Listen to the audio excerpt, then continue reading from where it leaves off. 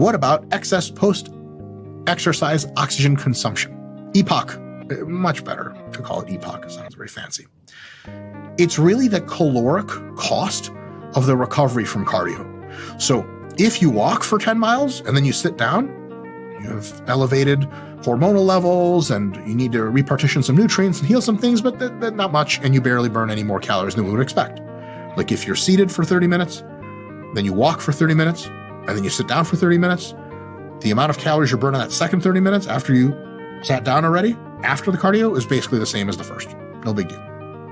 However, if you sit for 30 minutes and we measure how many calories you're burning per minute, and then we have you do high intensity interval training for, let's say, 5 minutes, and then you sit around for another 30 minutes, for at least the first part of that 30 minutes, you're going to be burning way more calories per minute than we would expect. A lot of it's actually quite obvious. The excess post-exercise oxygen consumption actually reveals itself in your breathing frequency and in your tidal volume. So after you do high-intensity interval training, well, after you do regular walking, 30 minutes, or someone's like, oh, your 30 minutes is over. Please sit down on a chair. You sit down, you're like, okay. I wonder if I'm in a CIA exam room. What the fuck is going on? But if you do high-intensity interval training, as soon as you sit down after 5 minutes of that shit, you're like, that shit burns calories. That's literally you taking in more oxygen to burn more calories to fix all the shit you essentially broke and all the fuel that you wasted away during that time.